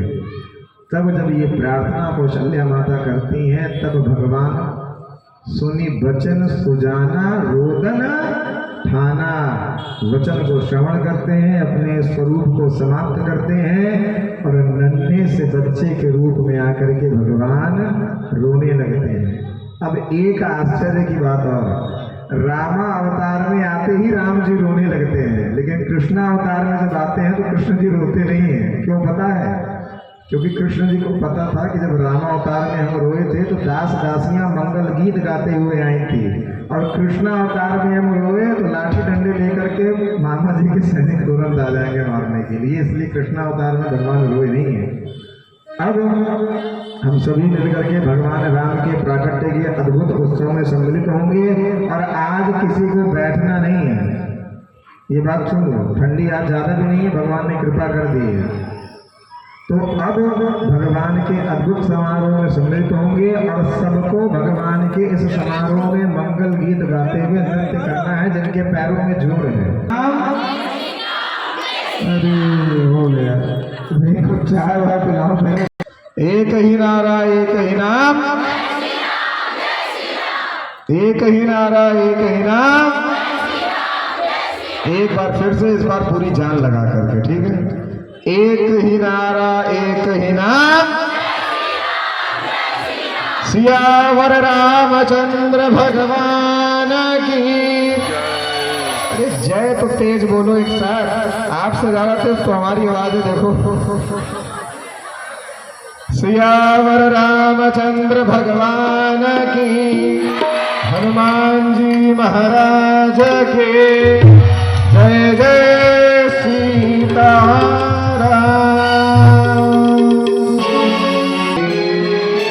सबको ताली बजाते हुए भगवान की स्तुति करनी है, ठीक है? भय प्रगट कृपाला दीन दयाला हित हरे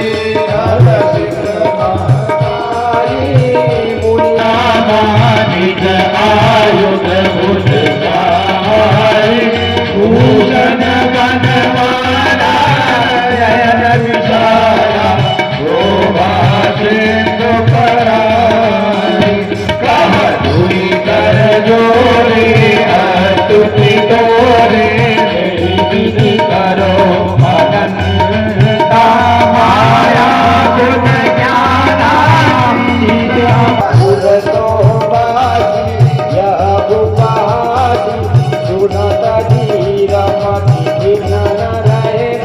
बजा बजाना प्रभु मुस्काना जय बहुत जय कही कथा सुहाई बात बुलाई जय प्रकार सुत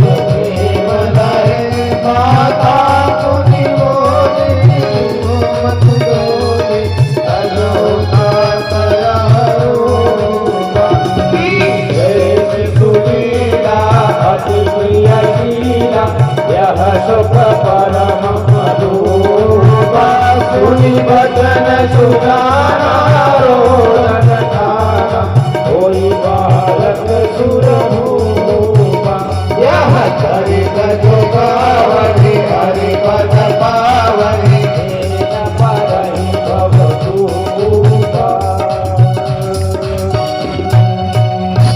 विप्रधेनु सुर संसहित लीन मनुज अवतार निज इच्छा निर्मित तनु माया गुण गोपाल।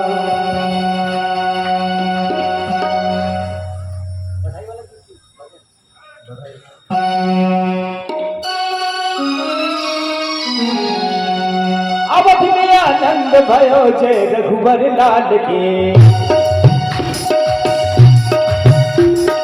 अवध में आनंद भयो जय रघुवर लाल की अवध में आनंद भयो जय अवध में आनंद भयो जय रघुवर लाल की अवध में आनंद भयो जय रघुवर लाल की अवध में आनंद भयो जय रघुवर लाल की।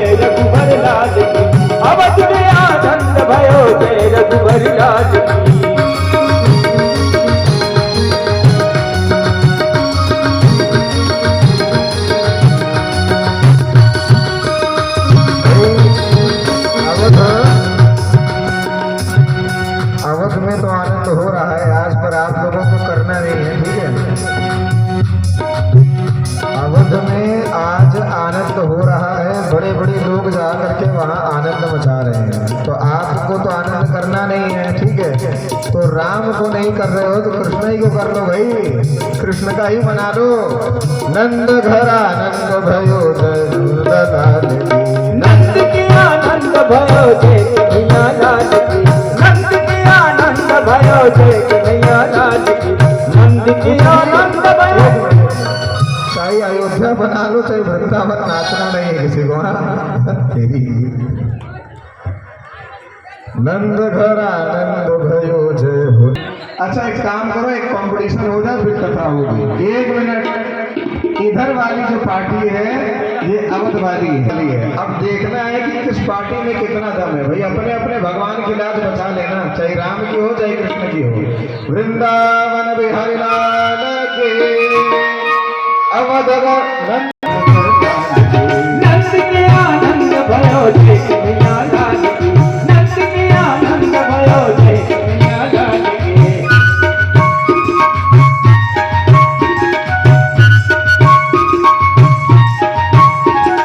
नंद के आनंद भयो जय कन्हैया लाल की।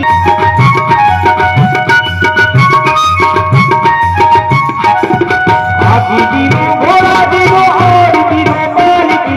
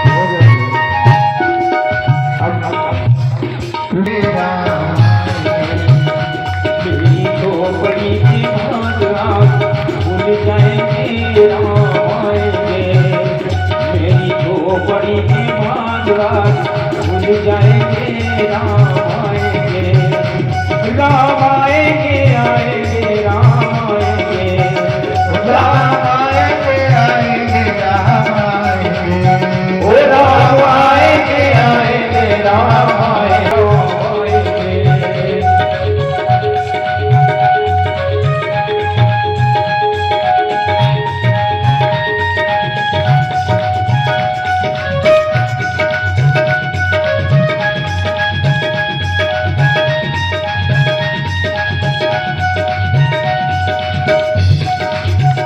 राम आएंगे तो दुल्हनी सजाएंगे, राम आएंगे तो अंगना सजाएंगे, राम आएंगे तो अंगना सजाएंगे, दीप जला के दिवाली में मनाएंगे, राम आएंगे आएंगे राम आएंगे, राम आएंगे आएंगे राम आएंगे। अब हम सभी मिलकर के भगवान, बाकी लोग नहीं लाएंगे, नहीं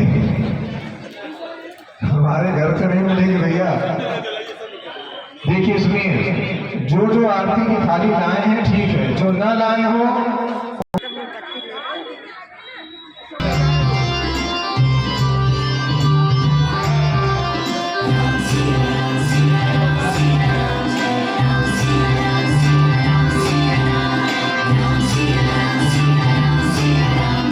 बोलो जय जय श्री राम,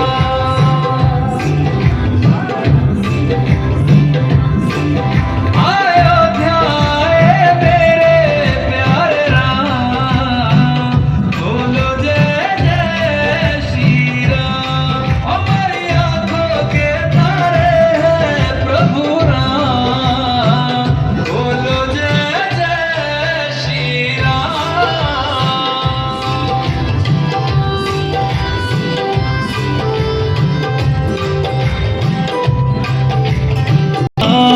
बोलो जय जय श्री राम,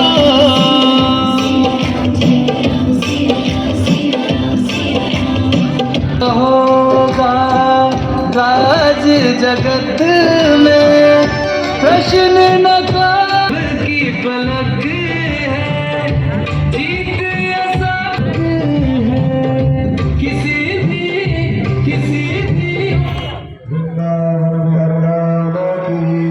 अब सुनिए दीप प्रज्वलित हो गया। माहेश्वरी जी आप सभी लोग वहां जाकर के कमेटी के सदस्यों के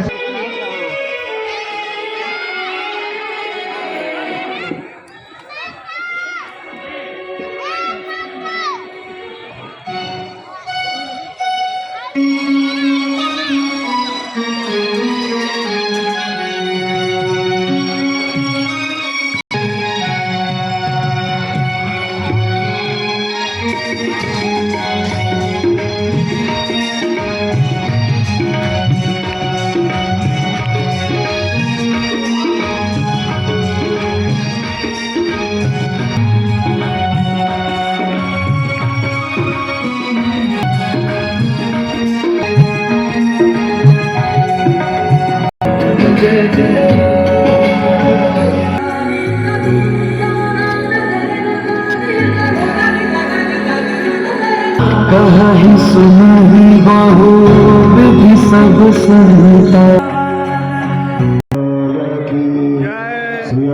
रामचंद्र भगवान की जय जय सीताराम। पूजन हो गया भगवान का। भगवान का पूजन जब संपन्न, लेकिन शांति से जाना है, फिर आकर के वहीं उसी स्थान पर शांति से बैठ याद लौट गया, उसके दुर्भाग्य का वर्णन तो हमें करके फिर अपने अपने स्थान पर आकर के बैठ जाना है। वृंदावन की जय जय सीताराम। आँखों के पानी से बहुत खुश हैं मेरे आंसू के प्रभु के नाम आए हैं। स्वागत में मेरे नाम आए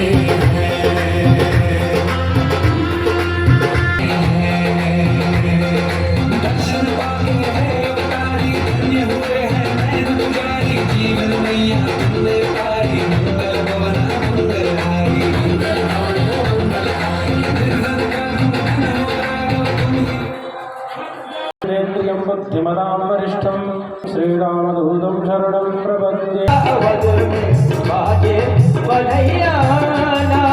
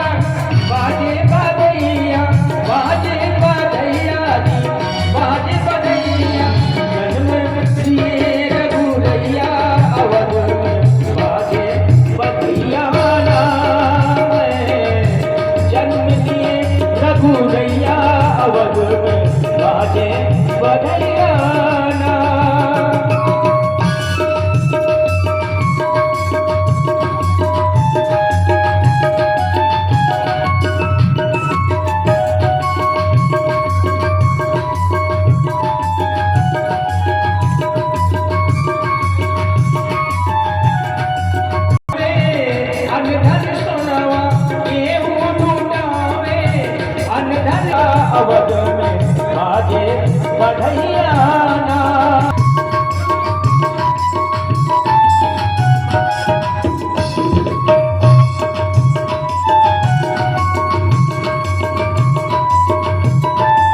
लुटावे अन्न धन सोनावा। नाचने आता है कि नहीं आता ये जरूरी नहीं है, सब भूल करके कुछ देर भगवान के सामने जी जान से नाचना है। क्यों? अब खड़े होकर के अपनी सुरक्षा स्वयं करते हुए भगवान के अद्भुत में रास होती है ना, वैसे यहाँ पर रास है, लेकिन ये रास भगवान राम नहीं कर रहे हैं, ये राम के भक्त आपस में कर रहे हैं। तो खड़े होकर के अपने सामान की सुरक्षा करते हुए, क्योंकि कुछ गायब होगा तो हम तो देने वाले हैं नहीं यहाँ से। ठीक है, भगवान के अद्भुत महोत्सव में सम्मिलित होंगे, फिर भगवान की आरती प्रसाद और फिर आप अपने घर चलिए। जिसको भाव हो वही नाचेगा भैया, हमारे बोलने से मत नाचना, लेकिन अपना सुरक्षा करते हुए। जय जय सीताराम।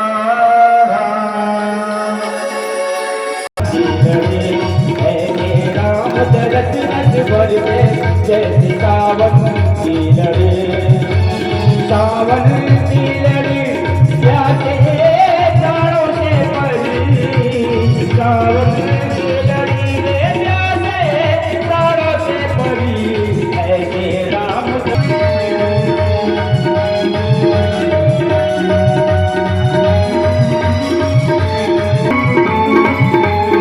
राम लगन अनमोल नगीने, अवध अंगूठी में जड़बीने, सीता ऐसे सोहे जैसे मोती की लड़ी, सीता ऐसे सोहे जैसे मोती की लड़ी। जैसे राम दरत रत बरसे जैसे सावन की लड़ी, जैसे राम दरत रत बरसे जैसे सावन की लड़ी।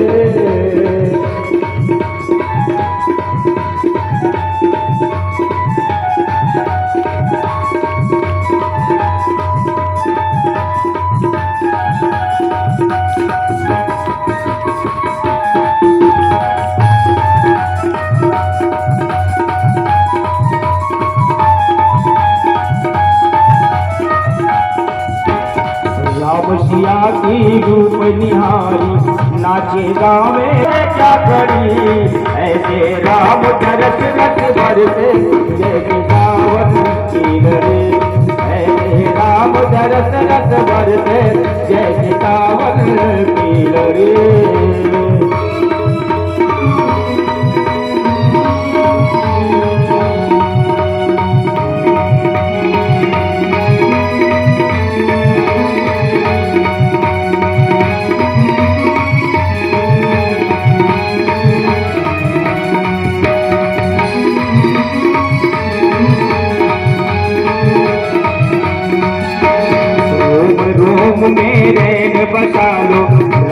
सिया के दर्शन पालो बसालो राम सिया के दर्शन पालो बरसों पीछे आई है ये मिलन की घड़ी बरसों ऐसे आई रे मिलन की घड़ी ऐसे राम दशरथ बरसे जैसे सावन की लड़ी ऐसे राम दशरथ बरसे जैसे सावन की लड़ी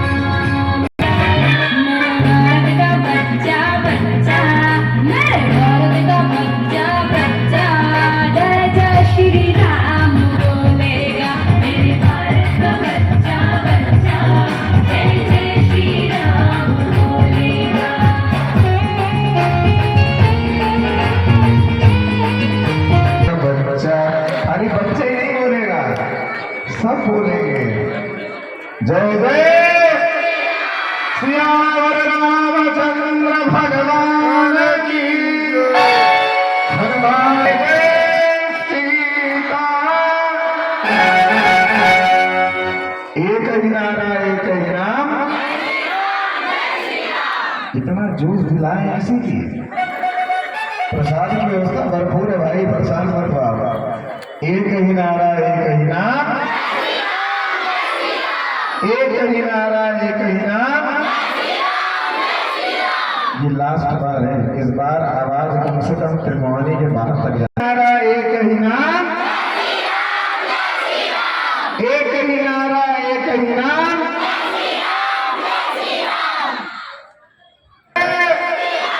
जय जय।